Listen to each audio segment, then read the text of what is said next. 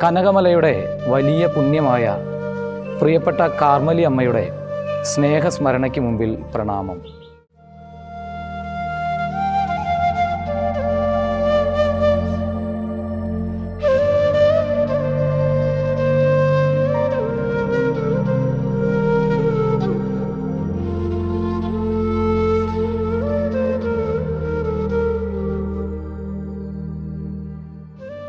(2022) പെസഹാ ദിനത്തിലാണ് കാർമലി അമ്മമ്മയുടെ കാല് കഴുകിയത് മലമുകളിൽ വെച്ച്. അന്ന് അപ്പോസ്തലന്മാരായി തിരഞ്ഞെടുത്ത 12 പേരെയും കാല് കഴുകുന്നതിനിടയ്ക്ക് ഈശോൻ്റെ മനസ്സിൽ തോന്നിപ്പിച്ചു, ഇത്രയധികം പ്രായമായിട്ടും 84 വയസ്സോളം അന്ന് പ്രായമുണ്ട്. ഇത്ര പ്രായമുണ്ടായിട്ടും ഓരോ പാറയിലും മള്ളിപ്പിടിച്ച് ഈ മല കയറുന്ന, എല്ലാ ദിവസവും മല കയറുന്ന കാർമലി അമ്മമ്മയുടെ കാല് കഴുകാതെ വേറെ ആരുടെ കാല് കഴുകിയിട്ട കാര്യമുള്ളത്. അതുകൊണ്ട് ഞാനന്ന് എല്ലാവരുടെയും കാല് കഴുകൽ കഴിഞ്ഞപ്പോൾ കാർമലി അമ്മമ്മയെ പ്രത്യേകം കസേരയിലേക്ക് വിളിച്ചു. അമ്മൂമ്മ നിറകണ്ണുകളോടെ എഴുന്നേറ്റ് നിന്നു. എല്ലാവരും കൈയടിച്ച് പ്രോത്സാഹിപ്പിച്ച് അമ്മൂമ്മയെ കൊണ്ടുവന്നിരുത്തി. അന്ന് കാല് കഴുകി കഴിഞ്ഞപ്പോൾ അമ്മൂമ്മയുടെ കണ്ണിൽ നിന്ന് വീണ 2 തുള്ളി കണ്ണുനീര്, അത് നന്ദിയുടെയും സ്നേഹത്തിൻ്റെയൊക്കെ കണ്ണുനീരായിരിക്കും എന്ന് ഉറപ്പായിട്ടും വിശ്വസിക്കുകയാണ്. എന്നും മല കയറുന്നത് കാണുമ്പോൾ പൊക്കം കുറവാണ്, ഇച്ചിരി കൂനുമുണ്ട്, വയ്യായികയുണ്ട്.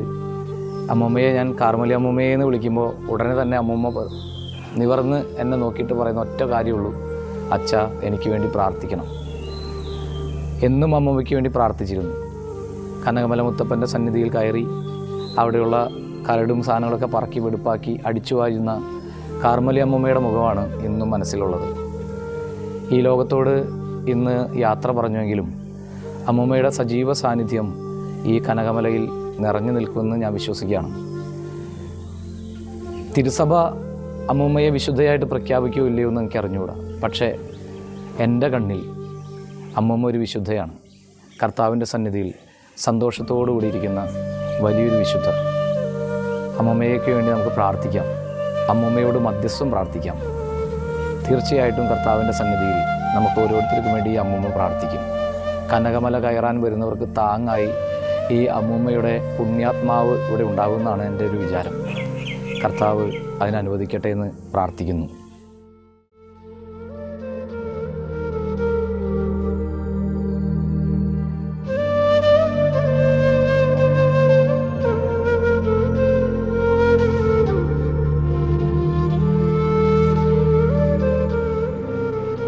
പ്രിയമുള്ളവരെ, 51 വർഷം മല കയറി ഇറങ്ങിയതിൻ്റെ വലിയ പുണ്യം കാത്തു സൂക്ഷിച്ചുകൊണ്ടാണ് കാർമലി അമ്മൂമ്മ ഇന്ന് ഇവിടെ കിടക്കുക.